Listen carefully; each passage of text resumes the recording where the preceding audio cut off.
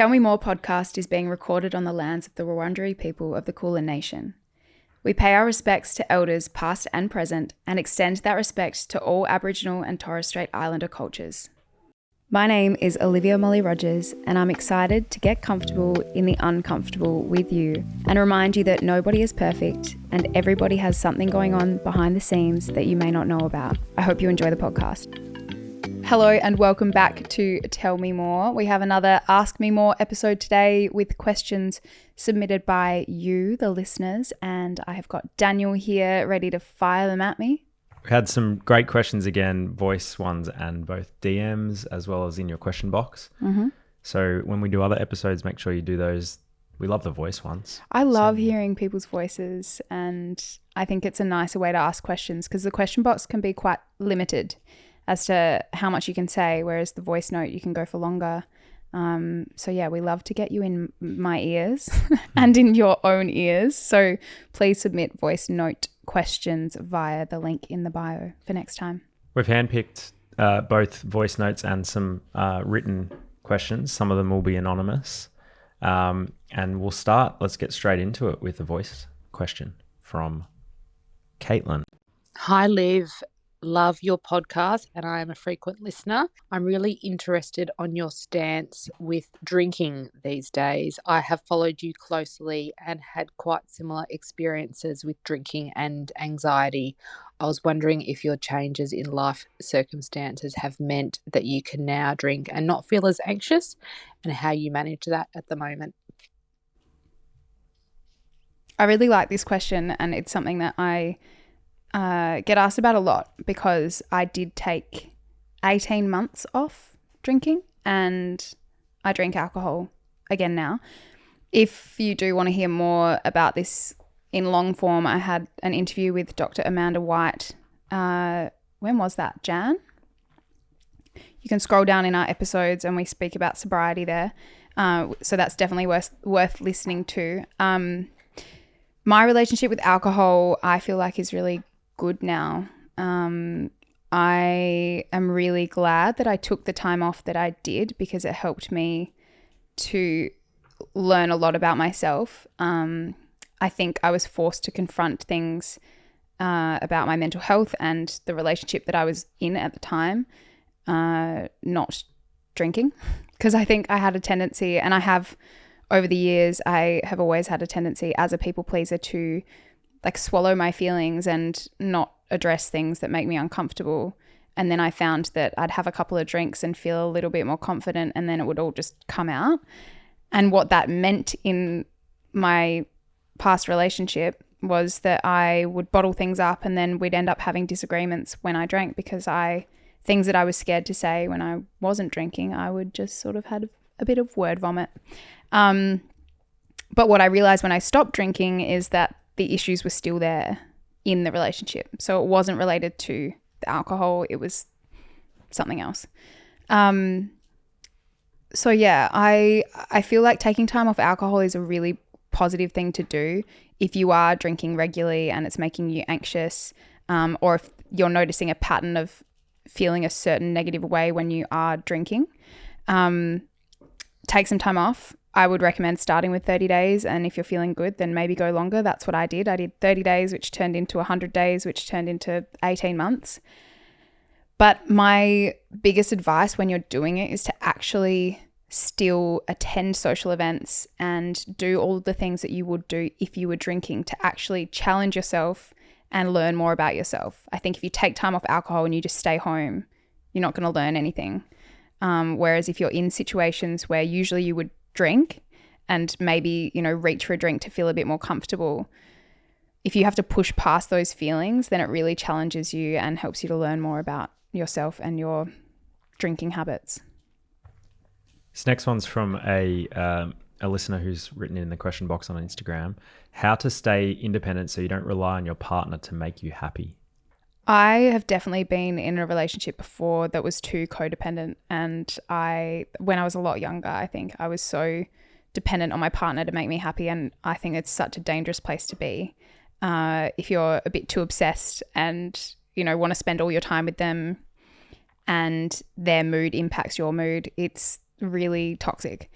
And I think that people sort of mistake that like romantic, like they romanticize obsession or really loving someone and thinking that it's exciting and good to want to spend all of your time with one person, but it's just not healthy. You know, whether that is a romantic relationship or a friendship, you shouldn't put all of your happiness into one other person. It should be about you. You want the person to add to your life and make your life better and more fun and enjoyable and like be able to have fun together. I recommend making sure that you have separate friends and maintaining those separate friendships. I think it's always a red flag for people that go into relationships and then like stop seeing their friends as soon as they're in a relationship, and then maybe they break up and then they come back. It's like they go, you lose them for a while and then they come back out.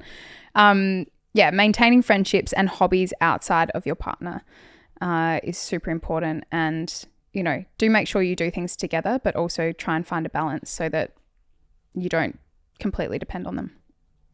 Is it okay to be mid-20s and still discovering who your real friends are? 100%.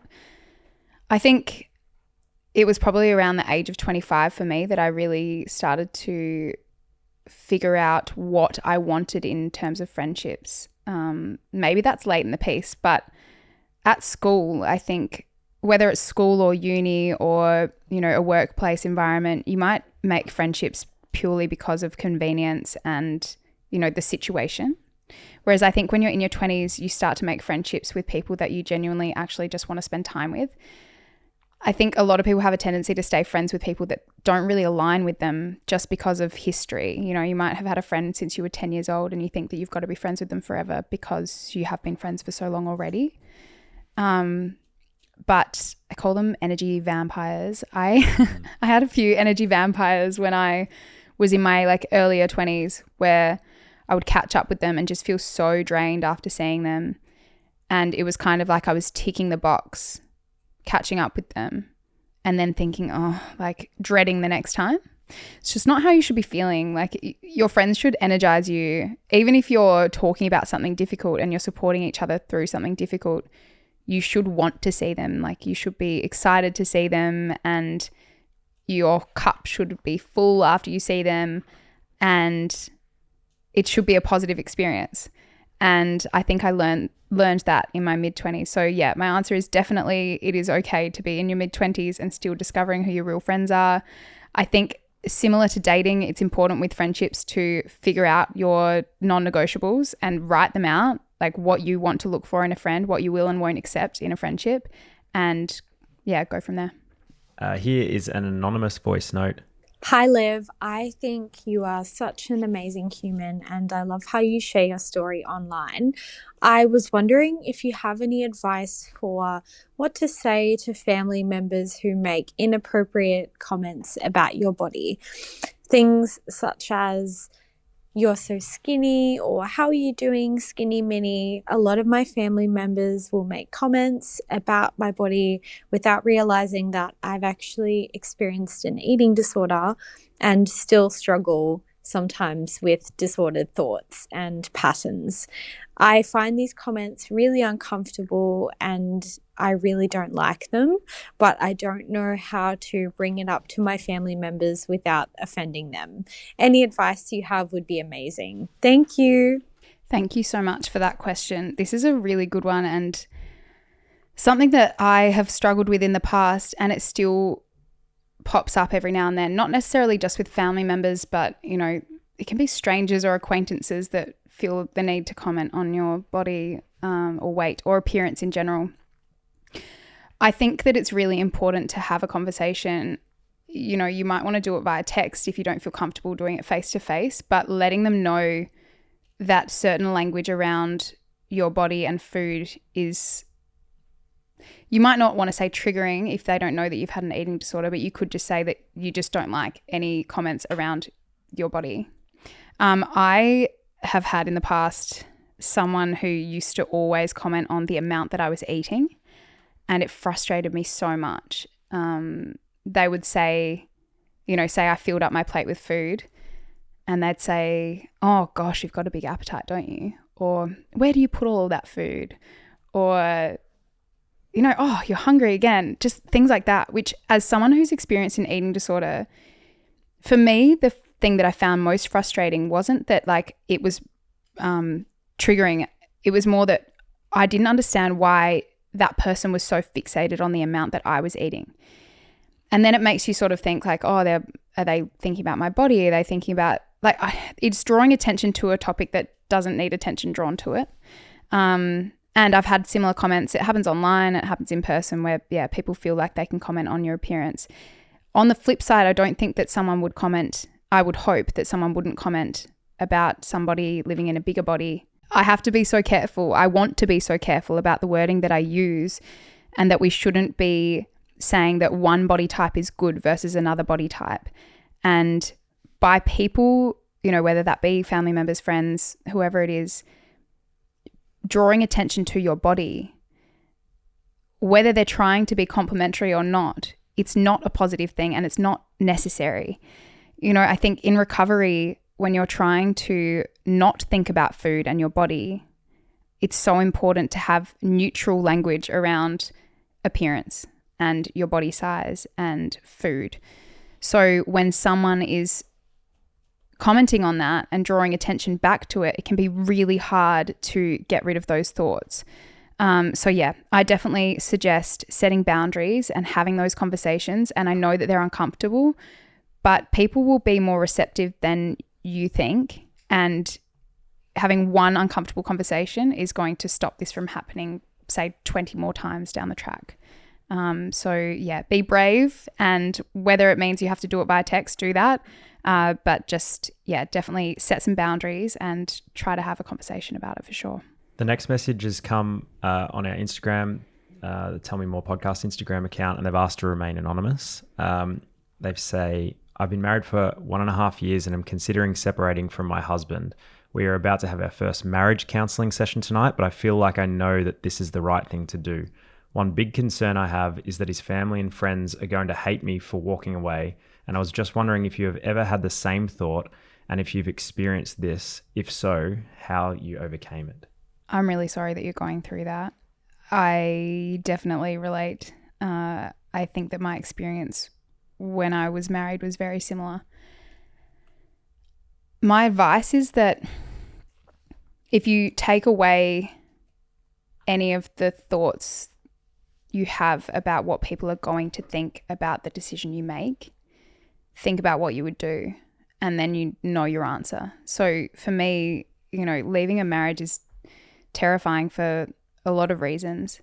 But the one that was really sort of ringing out loud in my head at the time was people saying, you know, oh, she failed, or how embarrassing that she had this huge wedding and then the marriage didn't work out, or, you know, comments about that. I could hear them in my head and I could see them, like what people were going to say in my DMs or comments or whatever. But if I took that away and I didn't think about what strangers thought and I focused on how I actually felt, I knew that the right thing to do was to get out of the relationship. And I think for this person, they've said that they're going into marriage counselling, but they know what they think they know. You definitely do know. But I think sometimes you just go through the motions a little bit while you're figuring that out. And I did that as well. You have to be ready to make the call. But I think you just need to forget about what his family and friends are going to think. At the end of the day, it's your life. It's not their life. And he'll be okay. You know, it's not your job to think about him and their feelings. It's your job to think about you and your feelings. And, you know, putting it off for another year or 2 years and being miserable just in case you're going to hurt their feelings is just, it's a waste of time. Life is too short to stay in a relationship that you're not happy in. And it's really hard. It's emotionally, physically, logistically, all of the things. It's really challenging, especially when you are married, because your lives are so intertwined. But you'll get through it and the other side will be worth it. What was the process like taking someone to court for sexual assault? Oof. This one is obviously very fitting with everything that is going on at the moment, and it's something that I've been thinking a lot about as we all have, I think, seeing so many more people speaking up about their experiences because women are just completely fed up with what we've had to put up with, and the fear of it all.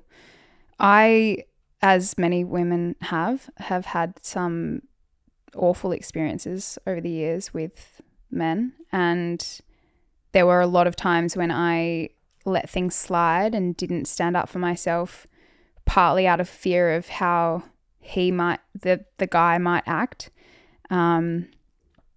The fear of confrontation. And also I think that we were sort of subconsciously taught that there are certain things that happen to women that just happen.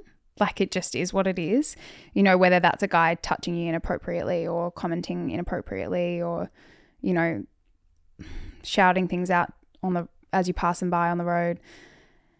There are things like that over the years that have happened so many times that this particular night when I was groped on a dance floor, and I don't mean just like a tap on the bum.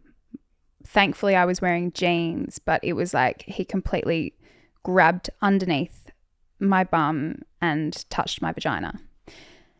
And sorry to use graphic terms, but there's no other way to explain it. But if I hadn't been wearing jeans, it would have been much worse. I turned around when it happened and said, "Who just touched me?" And the man that was standing there said, "Me." Like, he didn't care. He sort of, the way that his body language and his facial expressions and the way that he admitted to it was sort of like, yeah, big deal. Like, it was me. And so I said something along the lines of, you know, "That's disgusting. You can't do that. You can't just touch people like that." And he said, "I can do whatever the fuck I want. And if you keep talking, I'll do something much worse to you."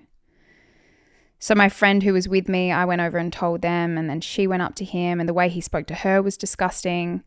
He was just a disgusting man. And I am so glad that I actually turned around and said something, because I think in other scenarios when things like that have happened, I've felt really uncomfortable and then I've let it slide. And then afterwards I've been like, "Oh, I should have said this." Like, you think of all of the things that you would have said or would have done.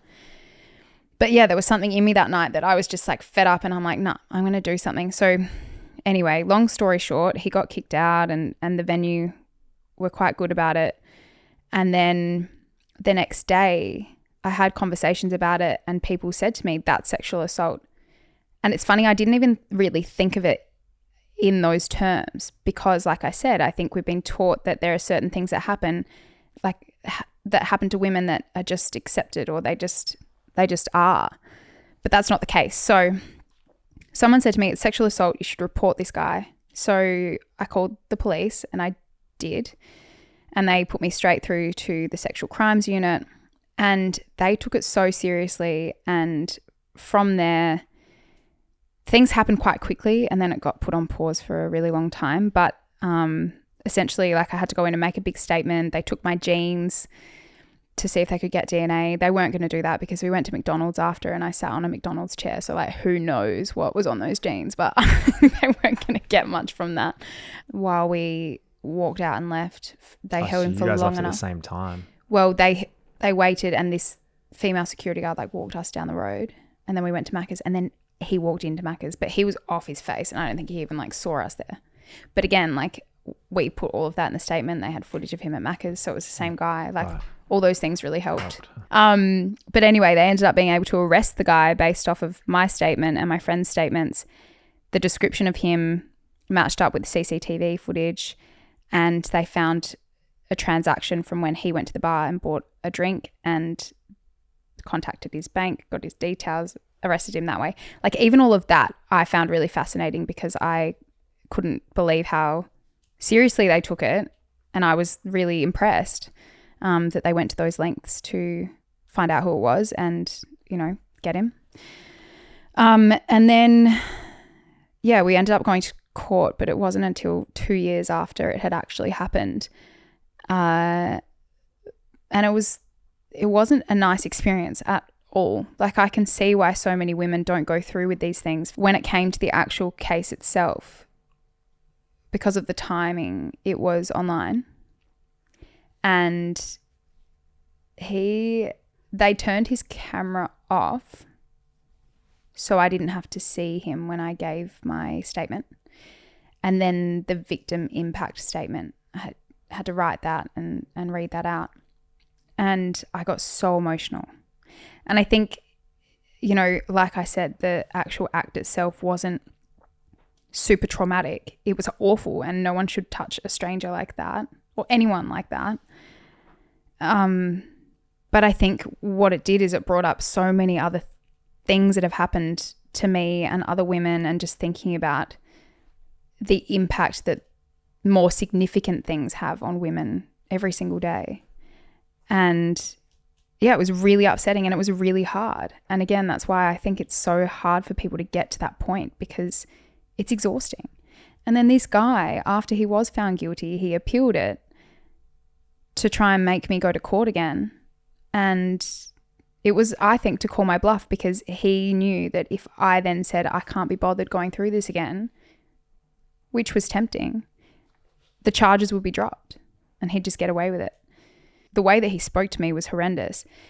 The reason I wanted to pursue it so much was because I just got this feeling that he was going to do that to multiple other women, because he didn't give a shit. And I wanted to stop something worse happening to another girl. And also make him think before acting. You know, I think that, you know, a lot of men do think that women are just their property, and they see something, they act, they just want to touch you, they're just going to do it. So I hoped that by going through that process, it would stop him from doing something again. It turned out he ended up being found guilty, and he had a prior conviction of another sexual crime. So I was on the money. I think someone like that, it's hard for them to change.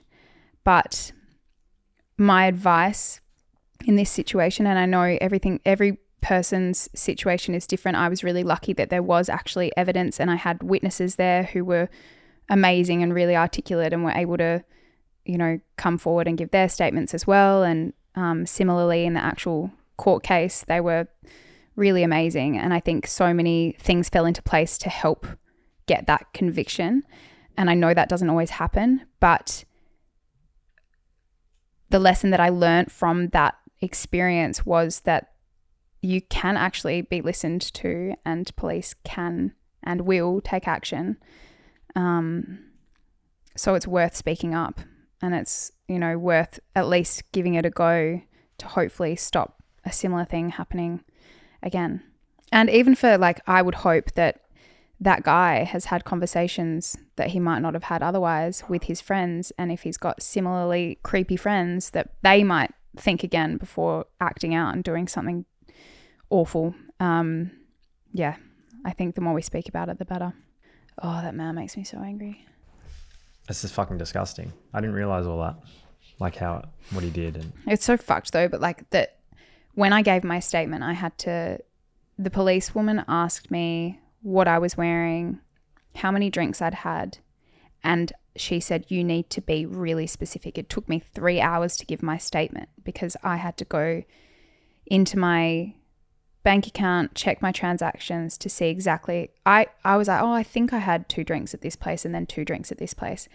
And she was like, no, I really need you to know exactly, because any sort of variation in your story, the defense will go for that. Right. They'll be like, she was too drunk. She didn't even know how many drinks she had. We can't trust her statement.